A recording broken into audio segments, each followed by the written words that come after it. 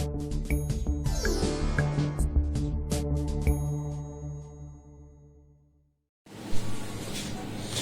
बच्चों, तो आज हम पढ़ेंगे इलेक्ट्रिक फील्ड क्लास 12 का।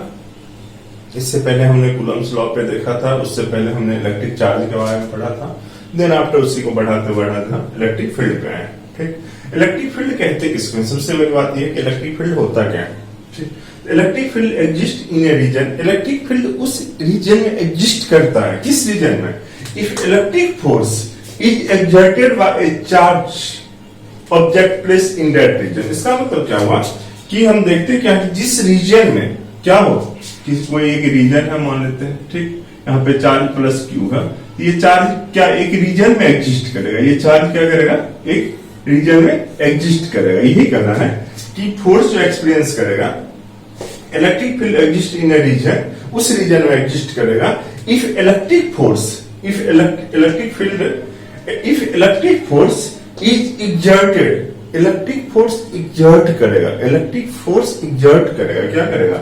On a charge object, on a electric field charge object exert करेगा प्लेस्ड इन दैट, जो उस रीजन में चार्ज रखा हो। ठीक, अब अगला टॉपिक हमारा आता है electric field intensity. Electric field intensity क्या होता है और ये इंपॉर्टेंट टॉपिक है। Electric field intensity, electric field intensity को कैपिटल ई से हम डिनोट करते हैं।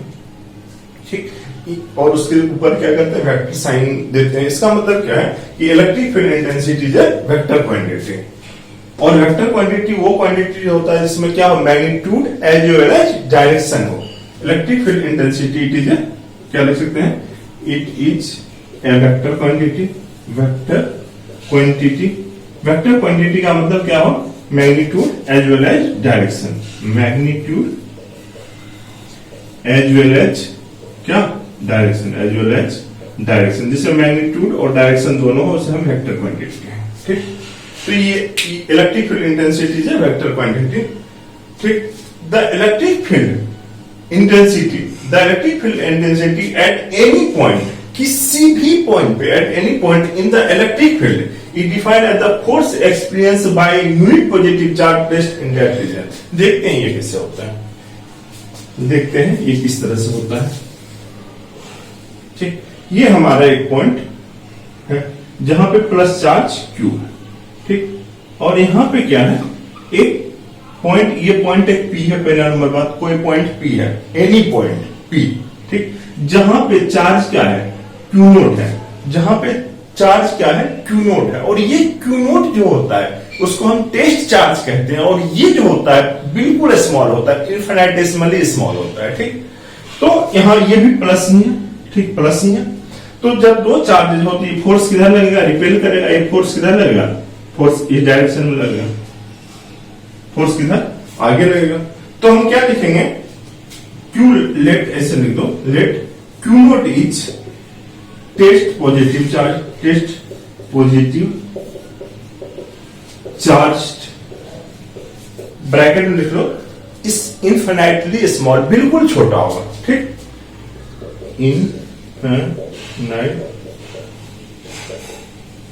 इनफिनिटेसिमली स्मॉल, ये बिल्कुल छोटा होगा, इनफिनिटेसिमली स्मॉल होगा। ठीक, and Q not, and capital Q is the source charge, is the source charge. अच्छा, सोर्स चार्ज कहते किसको है?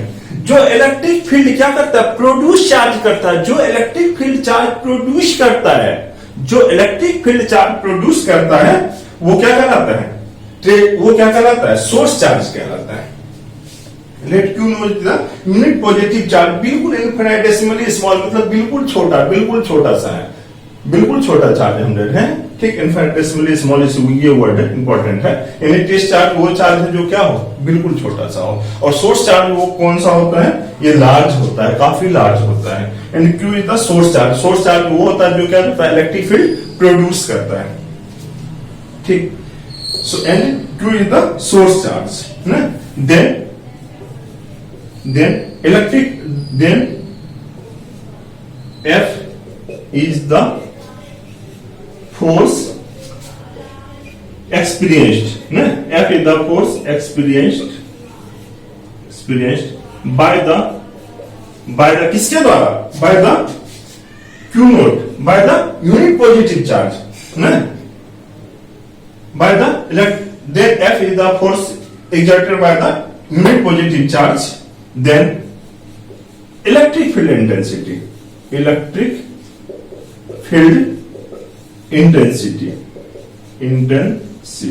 इलेक्ट्रिक फील्ड इंटेंसिटी क्या हो जाएगा? इलेक्ट्रिक फील्ड इंटेंसिटी क्या होगा हम देखते हैं. सो इलेक्ट्रिक फील्ड इंटेंसिटी को हम ई से डिनोट करते हैं. सो ई इक्वल टू क्या हो जाएगा हमारा, देखते हैं. सो ई इक्वल टू क्या हो जाएगा? फोर्स अपॉन में क्यू नॉट, क्योंकि जेड कौन कर रहा है? स्मॉल यूनिट पॉजिटिव चार्ज कर रहा है. So E equal to F by Q naught. अच्छा, ये क्यू नोट इतना कम है, इसकी वैल्यू इतनी कम है कि क्या करता है? इलेक्ट्रिक फील्ड को मतलब कोई अपना क्या करता है? इफेक्टेड नहीं करता है. सो ये क्या लिख सकते हैं हम? इस तरह से भी इसे लिख सकते हैं. सो ई इक्वल टू आप लिख सकते हो limit Q naught tends to 0, बिल्कुल स्मॉल, इनफाइनाइटेसिमली स्मॉल कह रहा है ना, Q tends to 0 F upon में क्यू नोट. इस तरह से भी आप लिख सकते हो. ठीक, इस तरह से भी आप देखते हैं बुक में लिखा हुआ होगा. सो हम क्या लिखते हैं? सो आगे हम इधर से आगे हम प्रोसीड करते हैं. सो एफ बराबर क्या लिख सकते हो? क्यू नोट इंटू ई, क्यू नोट ई. सो एफ बराबर आप क्या जानते हो? एफ बराबर आप क्या जानते हो? 1/4 कूलम्ब्स लॉ में 1/4 पाई एप्सिलॉन नॉट. दो चार्जेस था, सॉरी आप लोग ने मिटा दिया. यहाँ पे क्या था? प्लस क्यू चार्ज था, सोर्स चार्जेस, और यहाँ पे क्या था? पॉइंट पी था जिसपे क्या प्लस क्यू नोट चार्जेस था, और इधर फोर्सेस एफ लग रहा था. देखिए ना, तो दो चार्जेस है, एक क्या है? प्लस क्यू है, प्लस क्यू है ना, दो चार्जेस है, पॉइंट चार्जेस, दो चार्जेस है. तो क्या होगा? एक Q cross Q naught by distance separated by R. ठीक, डिस्टेंस सेपरेटेड बाय आर. सो ये क्या हो जाएगा? R square equal to Q naught by E. ठीक, सो आप ये क्या लिख सकते हो? ठीक, सो आप क्या लिख सकते हैं? यहां पे देखते हैं. सो आप क्यू नोट को रिप्लेस कर दो. सो 1/क्यू naught into 1/4 pi epsilon naught Q cross Q naught by R square equal to E ना. ये तो हो जाएगा, ये रिप्लेस नीचे कर दिया मैंने. सो ये क्यू नोट से क्यू नोट कैंसिल आउट हो जाएगा. सो ये क्या होगा? यहाँ पे देखते हैं. सो ई इक्वल टू हम क्या लिख देंगे? E equal to 1/4 pi epsilon naught into Q by Q. कौन सा चार्ज है? ये सोर्स चार्ज है. ये source charge Q by R square, क्योंकि सोर्स चार्ज लार्जर देन किससे? टेस्ट चार्ज से. यानी ये क्यू काफी लार्ज है, और क्यू इतना लार्ज है कि क्या है? इसके सामने charge of electron and proton क्या है? वेरी स्मॉल है. Charge of electron and proton जो है 1.6 इंटू 10 पावर -19 होते हैं, बहुत स्मॉल ना, -19 है, -19. सो आप E equal to 1/4 pi epsilon naught Q by R square लिख सकते हो. या फिर आप यहां से आओ तो आप क्या लिख सकते हो? एफ बराबर क्यू नॉट इंटू ई लिख सकते हो. आपको जो मर्जी एफ बराबर. सो इसलिए बहुत जगह आप पढ़ते हो एफ बराबर क्या होता है? क्यू इंटू ई होता है. एफ बराबर क्यू ई, एफ बराबर क्यू ई. यानी फोर्स बराबर क्या होता है? Charge into electric field. यानी इलेक्ट्रिक फील्ड किस तरह से होता है? और यहाँ पे हम क्या करते हैं? ये माइनस चार्ज ले लेते हैं.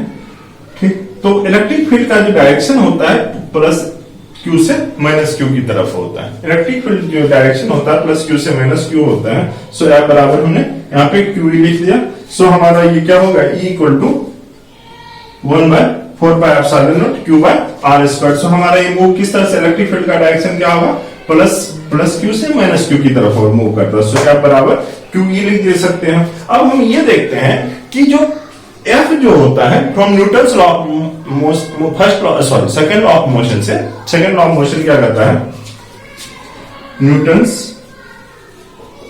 Second law of motion, second law of motion. Newton second law of motion क्या करता है हमारा? न्यूटन सेकंड लॉ, क्योंकि एफ बराबर यहां भी क्या हमने प्रूव कर दिया था? न्यूटोनियन फोर्स होता है. सो हम यहाँ पे क्या देखते हैं कि एफ बराबर क्या होता है? एम ए होता है. सो एफ बराबर हमारा क्या होता है? एम ए होता है. ठीक, सो इक्वेट हम इसको पहला इक्वेशन मान लेते हैं. इसको हम दूसरा इक्वेशन अगर मान ले, सेकंड इक्वेशन बना ले, तो ये हमारा क्या कहलाएगा? ये हमारा क्या कहलाएगा? ठीक, यहाँ पे देखते हैं. ये हमारा कहलाएगा क्या? सो हम equating both equation, equating first and second, equating first and second. So क्या हो जाएगा? M A equal to Q E, M A equal to Q E, so E equal to क्या हो जाएगा, या ए इक्वल टू यहां से ए निकाल लो, ए क्या है, एक्सेलरेशन है, ए क्या है, एक्सेलरेशन है, सो क्या हो जाएगा, Q E by M, Q E by M. अगर डिस्टेंस पूछे जो कितना ट्रेवल किया डिस्टेंस, तो डिस्टेंस इक्वल टू हम क्या जानते हैं, एस बराबर U T plus half A T square, half A T square. So अगर इनिशियली एट रेस्ट में हो चार्ज पार्टिकल, सो एस बराबर क्या हो जाएगा, 0 प्लस हाफ, ए क्या है आपका, Q E by M into T square. So S बराबर क्या हम लिख देंगे, सो एस बराबर यू टी प्लस एस बराबर half Q E by M into T square, S बराबर Q E by M into T square. अच्छा, अगर ये मूव कर रहा है, अगर ये क्या हो, अगर ये क्या हो, ये सस्पेंडेड हो, आपने ये देख लिया, आपने ये लिख लिया। अगर यही क्या हो कि कोई रॉड हो सस्पेंडेड वर्टिकली हो, वर्टिकली सस्पेंडेड हो, तो सस्पेंडेड वर्टिकली होगा तो क्या होगा, नीचे क्या लग रहा होगा, m इंटू जी लग रहा होगा। उस केस में फोर्स इक्वल टू क्या होता है, mass into acceleration due to gravity. So हम देखते क्या है, इसको मिटा देते हैं, इसको मिटा देते हैं। सो अगर कोई वर्टिकली इलेक्ट्रिक फील्ड में कोई चार्जेस है, कोई चार्ज पार्टिकल है इलेक्ट्रिक फील्ड में, अगर इस तरह का इलेक्ट्रिक फील्ड आपका है, ये आपका इलेक्ट्रिक फील्ड हो गया,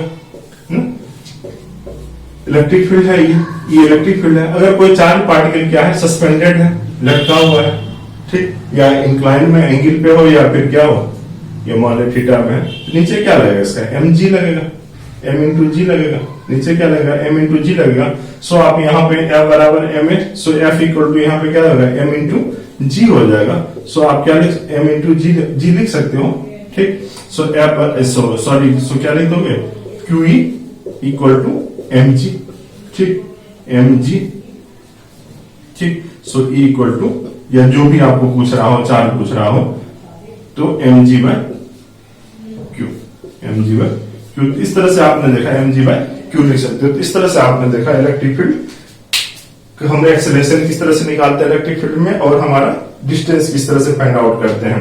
एक तरफ अगर रेक्टिलिनियर मोशन हो रहा होगा, और दूसरा तरफ अगर वर्टिकली डाउनवर्ड पर फोर्स लग रहा होगा। अच्छा, देन आफ्टर हम एक रिलेशन देख लेते हैं जो डिस्टर में मिल रहा है, डिस्टर इधर से उधर कहीं मिसप्लेस हो गया है। सो हम देखते हैं क्या है, सो रिलेशन देखते हैं कि E इक्वल टू आपने क्या पढ़ा था, 1/4 pi epsilon naught Q by R square. अगर रिलेशन बिटवीन दो हम ग्राफ देखते हैं, एक तो ग्राफ आपका क्या है, इलेक्ट्रिक फील्ड और R स्क्वायर के बीच में है, और दूसरा ग्राफ हमारा किसके बीच में है, इलेक्ट्रिक फील्ड और 1/r स्क्वायर के बीच में, 1/r स्क्वायर के बीच में। हम देखते हैं किस तरह से ग्राफ बनेगा।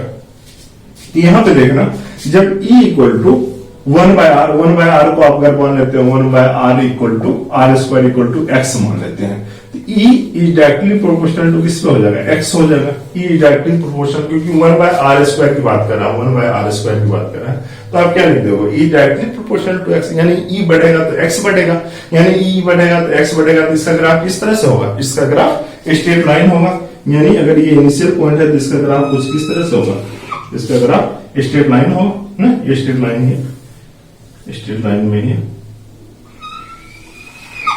ये स्ट्रेट लाइन है, ठीक। और अगर हम ये क्या देखें, अगर 1/r स्क्वायर है, ये है, यानी E इक्वल टू क्या है, E 1/x, यानी क्या है, इंक्रीज, ये इनवर्सली प्रोपोर्शनल है, ये तो है आपका E inversely proportional to into E, या E into x equal to constant आप लिख सकते हो, या E into x equal to constant लिख सकते हो। तो आप जानते हैं रेक्टेंगुलर हाइपरबोला क्या होता है, कर्व की तरह होता है, X Y equal to constant. So इसका ग्राफ जो बनेगा कुछ वो कर्व की तरफ फॉर्म करेगा, कर्व की तरफ फॉर्म करेगा ना, कर्व की तरह फॉर्म करेगा। सो ये हमारा क्या है, ये हमारा दो रिलेशन बनाता है, E इलेक्ट्रिक फील्ड और R स्क्वायर के बीच में, और ये बनाता है किसमें, electric field into 1/r square के बीच में। सो हमारा यहाँ पे electric field and electric field intensity के बारे में मैंने आपको सारे कुछ डिटेल में बता दिए हैं। देन आफ्टर हमारा इलेक्ट्रिक फील्ड लाइंस क्या होते हैं, वो इम्पोर्टेंट टॉपिक है, और मैं उस पर एक एक पॉइंट पे डिस्कस करूंगा। Thank you for your watching.